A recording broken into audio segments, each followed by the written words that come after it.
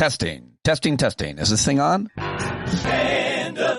Hello and happy Saturday. It's the Saturday Show with Christian Finnegan and Ophira Eisenberg. Oh, Finnegan, everybody. It's always so good when they join me separately or together. And today we've got them together and it's an awesome conversation. We talked a lot about and had ridiculous fun with the concept and idea of Groundhog Day. We did some fun dream analysis. We talked about the news, some controversies, Taylor Swift, Donald Trump's inspiration of a man decapitating his father. And, of course, we always can talk a little bit about what's happening in the comedy world as it reflects on wider culture. Dave Chappelle and other comedians still attacking the trans community and how it affects some. And in the Saturday Night Live cast when he made his cameo this past weekend, really interesting insights from both Christian and Ophira throughout all of the conversation. We always go all over the place on the Saturday Show. Some of it's just ridiculous and bizarre and funny, and obviously some of it is more in line with what I do during the week, which is impactful issues. But we think about it all, we talk about it all,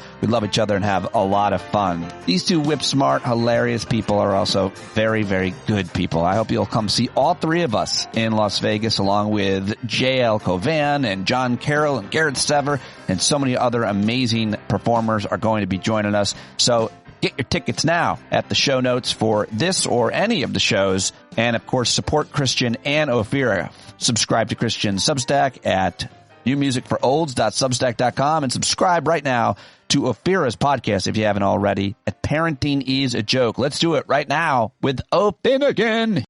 Oh, yeah, there they are. Finnegan, Christian Finnegan and Ophira Eisenberg. You know, I'm going to try to have them on every week just to promote our Vegas gig together. Obviously, we're all Podfest. Yeah. Hi, guys.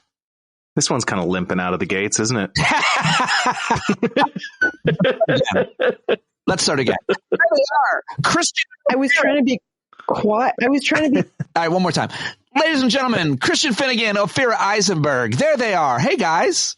Zim, zoom, zam, wee. I'm going to keep all the earlier stuff so everybody knows the truth about the lack of energy. Thank you for restarting us, though, Christian. What is it about? Apparently, there's an aggregated amount of scientific information, according to the three of us, that this time of January is bad for everybody, Ophira. What is it? So bad it's February. That's how bad this time I won't even let go. is. It's actually February 1st. Yes. Yeah, I've been in a foul mood all week. I will tell you that I did the New Year's resolutions things like a child, like a teenager, like a preteen with a Young Miss magazine promising that things were going to get better, like a brand new jar of eye cream. And then here we are. It's, January's gone.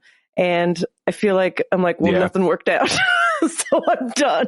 Yeah. I definitely think there's that feeling of like, new me, then I'm the new Jan Brady. And then by the end of January, you're like, it's the old Christian Finnegan. Although I was thinking about you, Christian, right before I came on. I'm sorry to interject again, Pete, but just quickly, accountability group. Yes. That's changing? I've honestly been a little pouty about it the past week or so. I've been doing, for people who don't remember or do not make diligent minutes from each of our podcast appearances. I've been doing this Artist's Way accountability group, and it's been fun, but it's the kind of thing where after the holidays, a lot of the people in the group kind of fell off a little bit. And I kept going with it. And I think I'm the only one of the 8 of us to actually sort of be current with it. And they're all like, let's all start over next week. And I'm like, all right, well, I don't know. It's like you put your faith in groups and this is what happens. No, they're all wonderful people. But yeah, so I don't know what did I tell you I signed up for a collage class? Yes, we talked about it last week. Yeah, I have taken. Yeah, so that's exciting. I'm going to be. I went to Michael's for the first time in my life last week, which is a place I've avoided like the plague. Oh, I love it. I love it there. I spent so much time there when the girls were younger. Love it. I was staying there for 2 hours. Love crafting. I used to tell a joke that it's the most unerotic place in the world. Like, and if you ever take that bill where you have like an erection for 4 hours and you need it to go away, like just walk into Michael's. That's an interesting connection. There's nothing sexual about Michael's. I will say, though, if you're a single guy and you want to get a date within 15 minutes, go to Michael's. Yeah. If you want to be covered in cat hair. And I'll say that if you're a person who's interested in men, everything there is phallic. That is true. Interesting. Yeah, even all the L's in live, love, laugh, they're all phallic. My gay friend told me that. I didn't come to that observation myself. Your gay friend? Sure, Pete. Whatever you want to say. Is that an elected post, or do you appoint a gay friend periodically? It's definite in Pride Month for sure, because I'll allow more than just the one. Oh, wow. That's very, very progressive of you. Nice. Exclusive gay friend to ask things to. Either that or I'm not talking about another person. I love the idea of exclusive inclusion. That's how I roll. Are you worthy of inclusion? Let me check here on my ledger. So here we are at the end of January, and a lot of people are feeling this way. A friend of mine told me that everything sucks right now, and it's just that time of the month, and that he thinks he's going to be, or the year, and he thinks everything will be okay, but everything sucks. And so I've heard that from a lot of people, and I've had a good share of drama this week and stuff. So I think it's this past week, but now it's February. Turn a page. And Christian, what do you want to say about the Groundhog Day tradition? I know you're a big fan and supporter of this idea, and you find it fun and thoughtful and generally predictive, which surprises me because I thought you would think it's hokey. No, you are completely wrong. People know that I have a long history of I have giant, my whole wall is filled with Groundhog Day paraphernalia and pennants and painted portraits of various groundhogs. I think it's because a groundhog killed my parents. And ever since then, I've had a vendetta, but it's like an obsession. It's like a love-hate feeling with and I have a little shrine that I bow down to. That's the shadow of my dad. Yeah. That should be a horror movie. Like, if you see the groundhog, you're dead for 6 more weeks or something like that. I thought the groundhog just killed your mother. I didn't know it killed both your parents. That's a massacre. Well, it killed my mother, and then my dad went after it on a revenge kind of thing, and it was like a murder-suicide. He was it Pensacati? Puxatawny, I believe. Yeah. Yeah. What does it feel like to be like a third tier groundhog in some non-Puxatawny town? Maybe if I get lucky, they all have a dream. Big time. Yeah. Is that the Broadway for groundhogs? Like one day I'm going to make some Puxatawny. Yeah. off Broadway groundhog. God, I'll tell you, I try to be like, and I'm being genuine. You guys know me. Like, I try to be thoughtful and respectful of all God's creatures, of every living critter on earth, spiders, bugs, even, well, not mosquitoes, but like everything else, including groundhogs. But because I'm a gardener and they've destroyed my garden every year for a few years, and it's only because I built my house on their house and then I grew their food. Like, they've done nothing wrong, but man, do I hold a lot of hatred for groundhogs. So like this whole Groundhog Day, when I see them, I do want, like, I don't see them as cuddly little guys. I want to be like, I want to break your neck for eating all of the tomatoes that I started from seeds under lights in March, you motherfuckers. But I'm done. Ophira, your thoughts? Well, I think if you want to take another step back, we should give the groundhogs a harder time because they're digging holes in indigenous people's land. Good point. Are groundhogs racist? I think that is the important question to find an answer to. The indigenous people came before the groundhogs? Well, I mean, they might have had that's. I think it's super weird. Now it explains when you see indigenous organizations opening their ceremonies by saying they are on groundhog land.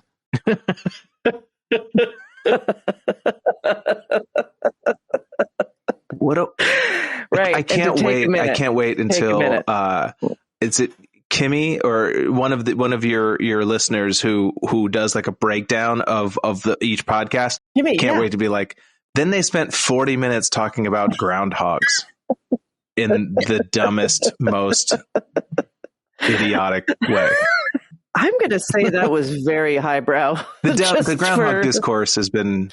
Well, I think is people are going to appreciate the relevancy and the truth that we tell about Groundhog Day, we hold a mirror to society, and I think that's what's important. By the way, I can't remember which way it works. It sees the shadow, and there's more winter, or less winter. I think if it sees its shadow, it goes back into its hole, and there's 6 more weeks of winter. I believe is. And if it doesn't see its shadow, it comes out of its hole and starts to get. It means Trump will win. Yeah, well, it's going to see its shadow. Okay, so Groundhog Days. How are we feeling about potential for more? Are we done with winter? I'm still up for it. I mean, it sucks. One of the parts of people are depressed around is it's just dark and cold and things are dead. At least here in the Northeast, that contributes to it this time of year. No matter what, there's a general malaise. I think what Ophira is talking about that. Yeah, that feeling of my momentum from New Year's resolutions and whatnot has died off, and now I wake up to this. And so it's the combination of the two. It's oh, great, I've completely run out of momentum and it's 14 degrees out. But also, may I say, if it was covered in snow, and I just feel whatever, there's obviously, if you live in Vermont, if you live even, I don't know, I think 3 hours north of New York by the car, you probably have snow. But this midwinter thing that we're experiencing now, thanks to climate change and everyone thinking scientists are full of crap, where there's no snow and it just hovers around, 34 and everything's dead and it's gray. Yeah. It's the ultimate torture. That is ultimate torture. It's like Mother Nature is edging us. Ophira, how come you haven't learned, though, to not try to make positive changes around this time of year? Because you know how the month is going to end. I will tell you that I've really thought about this. Thank you for asking me. I've really thought about this, and I've decided I am the most pessimistic optimist you will ever meet. I like it. I'm always it's doom and gloom. Everything's hard. It's impossible. But I'm always but I know it can get better. I know it can get better. Always. I would agree with that. Knowing you to the extent that I do, that tracks to me, because it's you speak like a cynic, but you act like an optimist. You function as an optimist. You function as someone who still has hope in the world. I think it's really interesting to hear you say that too, and about yourself. And I think Christian's right, also describing it in a different way. But I also thought that Christian, when he said, "I think that's right," that he agreed with you. I was like, "You do? You're a pessimistic optimist?" I was like, "No, oh no, he's not." How do you see it? No. Your journey. What do you think is going to happen when you make a set a goal? I believe it is a chaotic universe, and and that you pull from it what you can. I don't know. It's probably the wrong week to ask me that. I'm sure. I hope everybody's doing great. When you were at your best career wise, when you were one of the hottest things in comedy, and you were people like me were fuck that guy. In your best of times, did you still feel that similarly? Was any that ever different for you? Well, I've told you guys about my recurring dream, right? I think I must have that I've had for years. What's your recurring dream? I haven't had it recently, honestly, but for probably 10 years, I probably had it at least 10 times over the course of a decade or whatever. And it's always some variation of me being the pilot of a plane or captain of a ship or like some flying object, a space shuttle or whatever.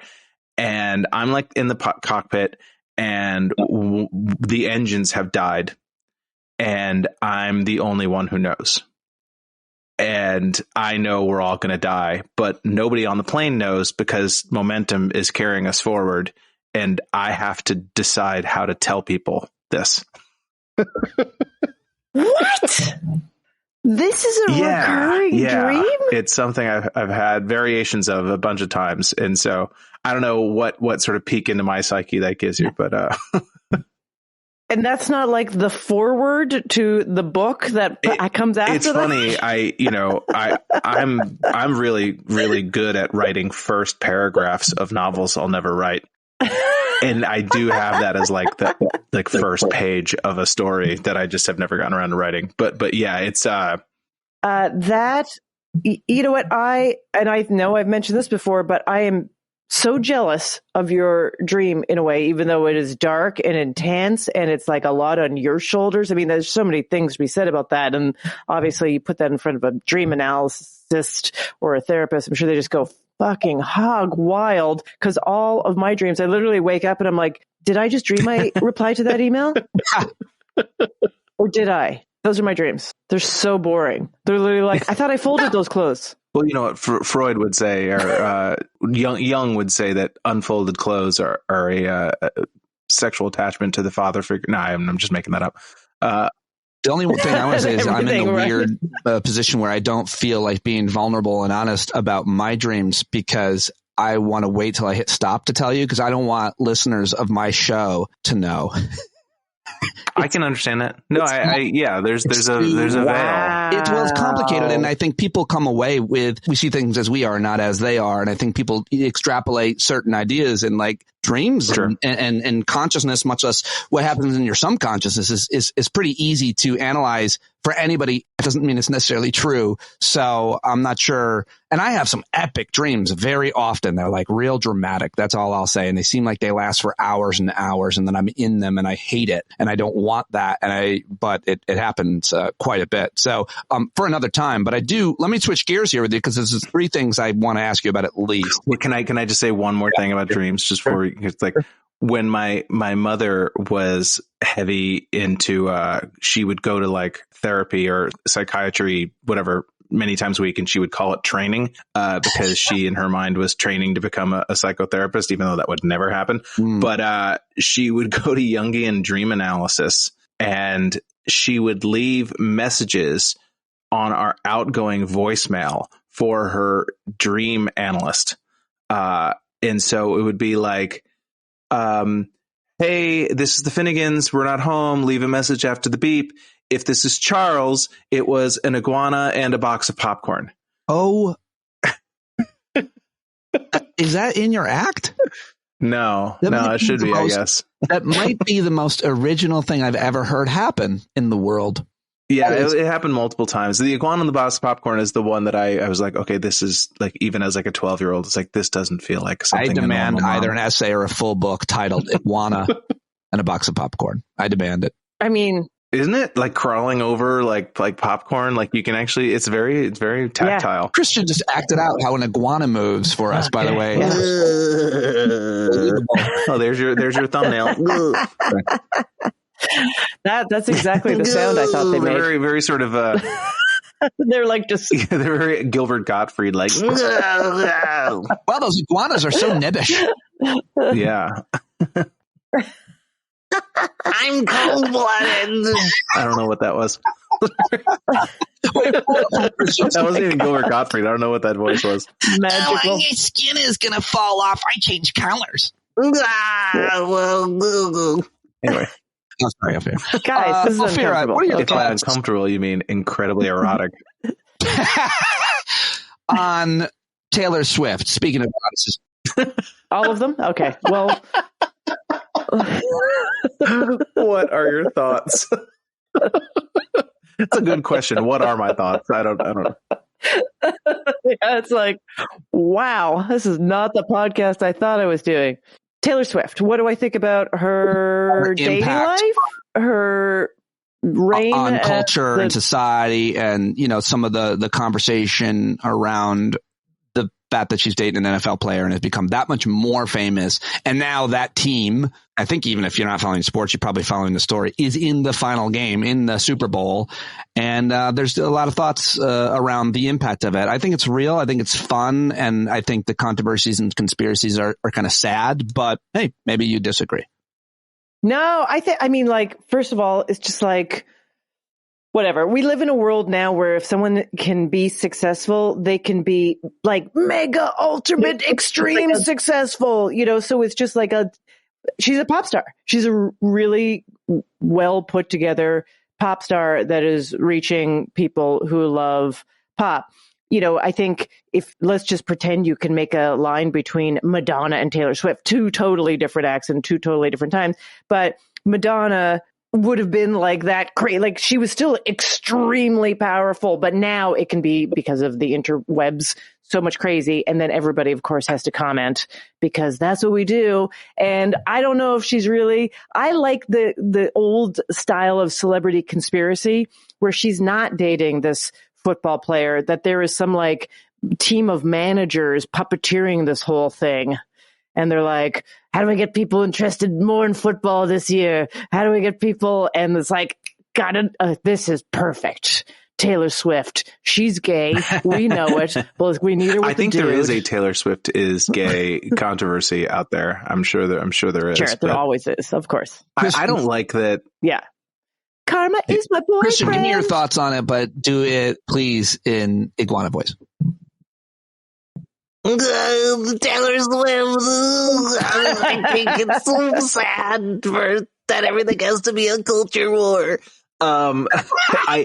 I think that everything, that everything has to be a culture war now, and I think that a lot of these conservative pundits, dudes, they feel like no, football, this is ours, and by ours I mean like conservative, either politically or socially conservative people, and like this is our thing. And I think they look at people like Taylor Swift, like and all the people who are now interested in football because of Taylor Swift. I think they look at them like gentrifiers, almost, that they look at them as like interlopers, and it's like, you already have everything else. Football is ours.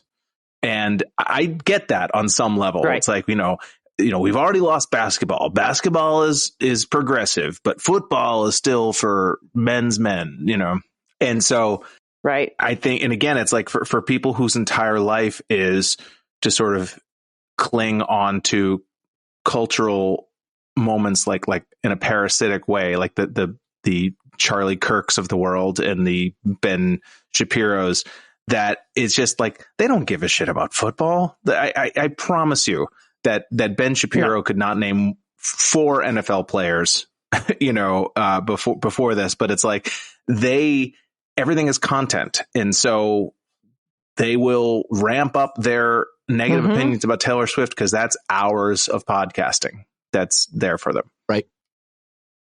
Yep. And for us, it's only a few minutes. See, everybody?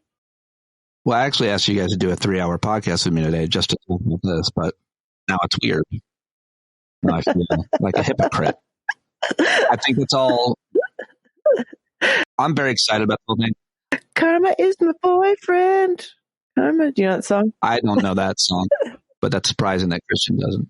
I love it. I love all of it. I actually enjoyed football this year a lot because this year I chose not to be a fan of the team I've always been a fan of, the New York Jets. I was always hanging in there on football in general, much less the Jets in general. When they signed Aaron Rodgers, they gave me a really good reason to root against them because I despise that guy. So I would never root for them to win. And I should have always been a Buffalo fan anyway because I grew up in Syracuse. But I've been watching football more this year, and I've loved the Taylor Swift storyline. And what's funny is like even people like my dad who loves football, who was like, thought it was annoying. You knew he would be like, ugh, what is this? That kind of guy. And why do we always have to see Taylor Swift?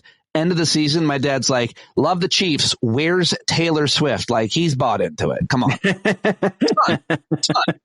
What would you rather watch? A commercial or just a cut to Taylor Swift? And by the way, that guy, Travis Kelce, I've decided that the reason he's played so well this year towards the end of his career, he's always been great. It's because he's got that woman in the back of the whole storyline. He's under the spotlight and he just keeps catching the football. So that's my thought. That's it. There you go. I like it. I think it's benefiting all media, truly. And there's like I have little issue with it, but I see your point. Let's just wait till they start selling IPAs instead of Bud Light. Woo! Until what? Oh, I see what you're saying. Yeah, all of a sudden it's avocado toast and By the way, what are the chai lattes? Got your chai lattes over here. I love them. I love that Travis Kelce is a real strong proponent of vaccines. Clearly, he's getting paid a fortune by, Pfizer? But that's really irking a lot of that. That's a sub part of this story. Yeah, that's like a perfect storm. I mean, yeah, it's like you're dating Taylor Swift and you're doing Pfizer ads. It's like if you're looking to sort of light the conservative brain on fire, That's a pretty good way to do it. A lot of people that like Taylor Swift aren't that political. A lot of them are women. So some people say that it animates, like the attack on her only animates women to support, whatever. Yeah, I think that people are severely underestimating not just Taylor Swift, because I do think she is uniquely equipped. Like, she's a fucking machine, like emotionally. Like, I think that she's more a corporation than a human being, but also they're underestimating how many people have defined themselves as Taylor Swift, as Swifties, and that it's kind of the way that people are with Trump. It's like, people think like, why do people still buy Trump?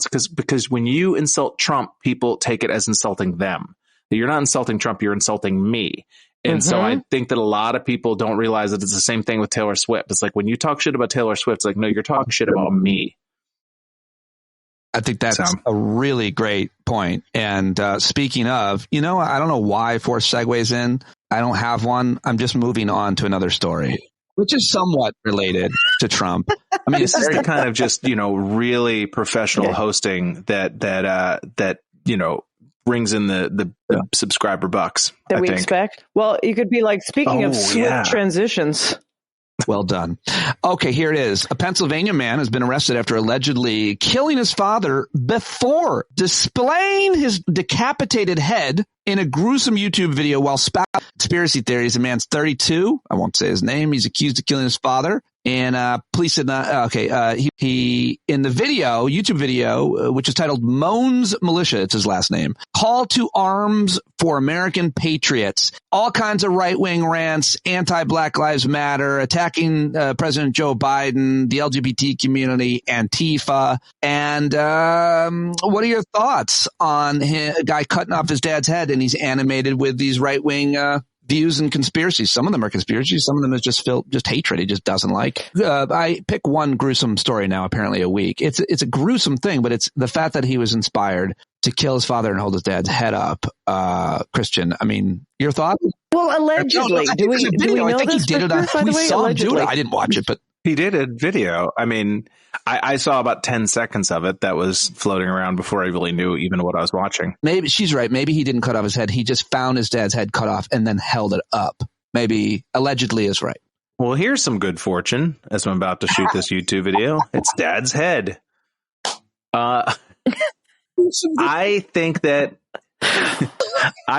it is probably not the last time between now and November we're going to see something like this. Yeah. And it's kind of a chicken and an egg thing. Was he inspired by Trump, or is this just an insane person who's looking for a rationale, and that provides an easy kind of, to me, that's always when things get dangerous, is when you combine like mental illness with a political pretext.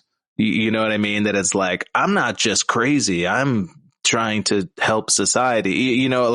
I do worry that a lot of mentally ill people a certain strain of mentally ill people are going to find a reason that Trump kind of provides a permission structure to do the fucked up shit. But I think that we should be careful, not knowing that, to not give them a reason. But we aren't careful, and that's why Vivek Ramaswamy saying that the Super Bowl is going to be rigged, that's not careful.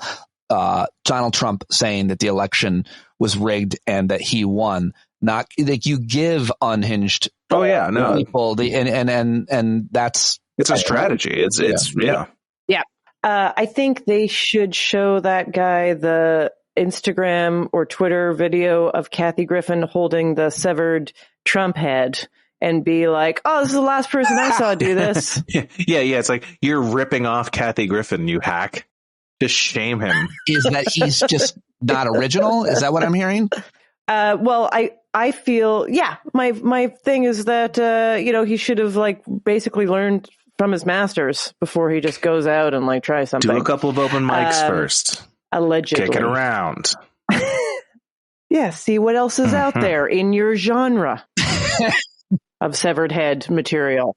No, this person, you know what? Maybe we should start charging, like maybe you have to fucking take a 6-week therapy course before you're allowed to turn the camera on on any of your devices. Maybe you have to get some sort of certification before you can post something I'm telling on you, YouTube. How about that? This is the way comedians talk to each other off camera. That's a bit.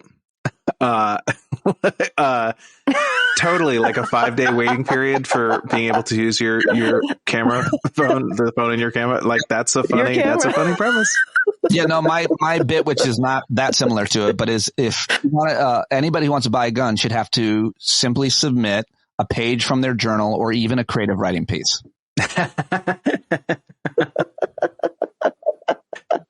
We need to look at your high school notebook doodles. Yeah. And see if there's like any sort of violence. Oh dear, no gun for you. You really, boy, you seem to have drawn the Korn logo 50 times.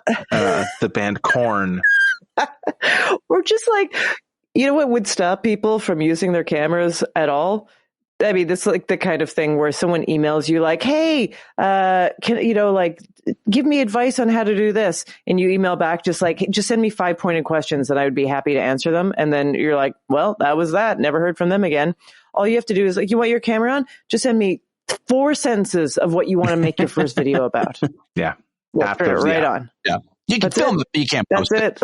All right. Finally, just want to ask you guys, I like whenever there's any comedy related, it's obviously culture in a lot of ways, but this past weekend, Saturday Night Live, apparently, I guess, I don't understand. Dave Chappelle made a cameo on the program, must be, because he wasn't the host. But anyway, he was there. And as a result, people are reading into this at the curtain call where the whole cast is there. Bowen Yang, one of the cast members, who's an out gay man, he basically like separated himself and kind of signaled a certain seemingly disapproval. I don't know if he's made any response, but that's what a lot of people are reading into it. My bigger question is not to read necessarily into Bowen Yang's behavior, but into the response kind of in the world of comedy around these issues of specifically like trans people. It's interesting how we talk about them as all as one, but I think a lot of people, including a lot of liberals, more comfortable with homosexuality than they do with trans anything. But I'll allow people to speak for themselves on that. But in this case, what do you make of that? And what do you make of this ongoing controversy? One of the greatest comedians of our time has lost a lot of respect amongst his peers. And maybe I'm overplaying that. Christian, do you want to go first? I mean, as I think I've probably spoken about, this is obviously a weird topic for me, considering that to the extent that I had a career, most of it can be traced back to working with Dave Chappelle. And so, it's hard for me because I know that, man, there would be a lot of, I don't know, of course, like, he's on my Mount Rushmore of comedians. So much of happiness in my life is tied back to having worked on that show, but fuck that guy. It's hard for me. And it's like, and it's not even so much that like the material itself, it's some of the stuff that people have a real problem with. It's like falls under the purview of like stand up to me. And it's not particularly, like cancel worthy or whatever, but his just constant need to lean into this and to sort of try to be like, I'm just going to bully this, and then if you don't laugh, you have the problem, and it just seems he seems very old and very cranky. He's the worst kind of old. He's the everybody young is wrong old. And that is such a unlikable personality trait. And I think because he has such a incredible insight on matters of race, having grown up in a lot of white coded environments, but as a black man, like he's always had such a great focus on the way white people and black people, relate to each other. He's always had such keen insight. And I think that he thinks that means he has keen insight on every topic, and he doesn't. Like he really, like when he talks about like issues of, sexuality and gender, like he sounds like any fucking idiot at the bar. Yeah. Well said, but really well said. And I know, and I appreciate, the way that you can look at that with nuance regarding what he's meant to you in your career. And I will only add, and I don't mean to say, yes, the Chappelle Show is a big part of your career, but the real big part of your career is that you're hilarious and you worked really hard and you're out every night doing comedy for a long, long time. And that's why we respect. Well, I just know that, like, I actually didn't. It would be Chappelle. Huh? You didn't like my work, Control? Of course I did, but I just wanted to say that. But it is difficult for me. I get it. Don't you think it's kind of weird that, whatever, obviously we're talking about this particular news item in relation to that, but also let's just say people who did not watch his show. Okay. The whole mass of people that, he's basically saying that don't know anything, that did not watch his show. The only way they know this person that many people have on their Mount Rushmore of great stand-up comics is as someone who said a bunch of shit about trans people. Yeah. Like that's the only way they know him. Do you hear, Ophira, a lot of comedians like kind of punching down at trans? We believe you can make fun of anybody for anything, including marginalized groups. If the joke is funny, it's generally been the rule. And even Christian just said, it's one thing to make jokes, and some of those jokes are funny that regarding trans people, if we want to be really open-minded about it. But I wonder how common it is, or if that's not an issue that a lot of people touch for any reason. I mean, some people don't touch it at all, obviously, if that's just not their, the kind of things they talk about. But I feel like there's a lot of people coming at it from a lot of different angles. And I think, what ends up happening a lot, and I think it's a little bit like, you got to give the audience something, is that they end up throwing in the most shocking version, the shocking version, which ends up being something derogatory or something that is damaging or critical in a different, just to get a rise, because it's like it's harder and smarter to find a different angle if you want to write material and about it. You get less attention, but you get less attention for it.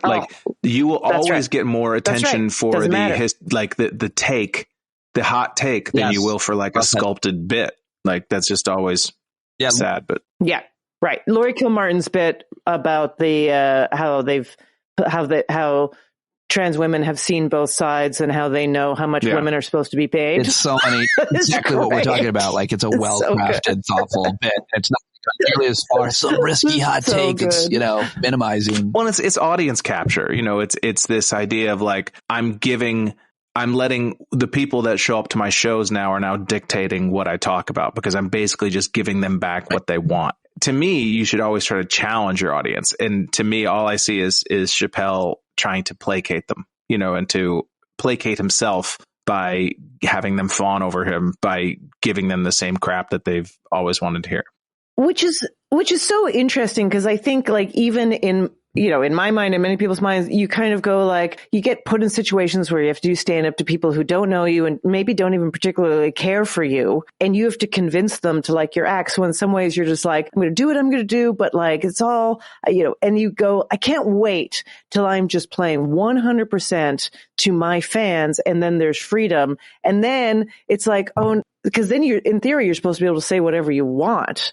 Yeah, that's a good point. Yeah, but now all of a sudden it's now there's that pressure of well, these are the people who expect a certain thing. And I remember when Chappelle went to Africa, that whole thing. And when he left Chappelle's show, and there was an anecdote that kind of made the rounds that he was doing a sketch and there was a white guy on set laughing. And Chappelle felt like he was laughing for the wrong reasons, that he was laughing at black people. And, and it made him kind of question his whole approach. And what I went on to ask him is what do you think these people who are laughing at this anti-trans material, that's the same person. That's the same person who made you completely torch your career, or torch your television show and go to a different continent because you didn't want to entertain those people and you didn't, but that's who's laughing at this anti-trans shit. It's just because you're not trans, it doesn't affect you, but it's the same. It's the exact same. Yeah. I would love to know the list of products, corporations, whatever, who have gone to Chappelle going hey, you want to do a commercial? Can we endorse, he doesn't typically do anything like that, but I'm sure he has been approached. And I would love to know that dirty list. I'm trying to think of some of the products that would want to ask him, but they're all those same. Black Rifle Coffee. Yeah, they're the Joe Rogan advertisers. That's one of those Trump coffee companies. Yes. Hi, I'm Dave Chappelle for Old Spice. What? And wrenches. Right. So I'm just thinking of how that, if he were to look at one of those products, assuming that would happen, and just go like, oh my God, this is the exact same thing that I've been working against. I'm Dave Chappelle for hoods. Like what? Clean white hoods. Pre-cut or post-cut? Well, somebody's being arrested, so I'll let you go. We solved the world's We solved the world's problems once again. Anything to plug? Parenting is a joke. New music for olds, Christian? That's pretty much what I have to plug today. Let's do it. New music for olds.substack.com. Yep, parenting is a joke. We've got, who do we have up right now? Seth Herzog is up this week, who is great. And then coming next week, a very funny Denver comic, but you know him like for true TV stuff, Adam Caton Holland. Very fun. Go subscribe to both of those and come see all of us in Las Vegas. March 22nd, 23rd. Yeah. Yes! Woohoo! Sunshine's coming our way, people. Thank you guys very much. Bye. All right, there you go. 40 minutes of Ophinnegan. I hope you appreciated it and liked it as much as I did. I love them. They're so smart and funny and so many laughs and thoughtful perspectives as always. What a rich conversation I feel like it is, and I hope you do too. Thank you so much for your support. Patreon.com/Pete Dominic. If you haven't signed up, do it now, please. That's it. That's all I've got. Have a great weekend, everybody. Love you. Bye. Let the brave meet the challenge, let the meek weak flee. Oh, you better stand up. When you're tired of begging, saying pretty please, that's the time you gotta finally get up off of your knees. When you can't see the forest for the burning trees, you got to stand up. Hey, you've been sitting so long, you got the creaky knees, you got to stand up. Stand up. I think your driving wheels been leaking grease. Boy, you better stand up. Stand up. Well, there's a whole lot more of us who know what's right. They'll keep right on ignoring us if we keep sitting tight. You got to open up the window to let in some light. You gotta stand up. That's right. You got to rise up. You got to stand up. You gotta stare the devil straight in the eye. Let him know it's his turn to go. See it clear and all you hear is a lie. So get up off of your butt, get down off of your fence. And even if it ain't a very friendly audience, well, they'll begin to listen when you start making sense. And you stand up, stand up. No need to point your rifle to defend your town. Just stand up, stand up. You know they can't deny what you're laying down. Oh, you better stand up. Stand up. Show your face of every color, yellow, black, red, and brown. She's the place where every lost child will finally be found. There's only one thing to do before we stand our ground, and that's stand up. Stand up. Well, the founding fathers saw a land for all. They had to stand up. They had to stand up. They had a keen imagination for a crystal ball, drawing all the plans of stand up. But all they had to go on was the time they were in, with other causes for laws, and since they weren't even sin, they knew that change was gonna come before the change could begin. They had to stand up. All right, they had to stand up. We got to stand up. We got to look the devil square in the eye. We gotta let him know it's his time to go, and make it clear when all we hear is a lie. Why you lying awake wondering where the money all went? It'll be the cost of freedom that'll go unspent. You can see him flee the scene of that experiment if you stand up. Alright, we got to speak up, we got to reach up, and raise your voice in every way you know how. Don't be toes up, you got to show up. Ain't no better time to do it but now. No need to pledge allegiance to no wanton tribe. Rise up, show obedience to the voice inside, and listen well and it'll tell you not to run and hide. It says stand up.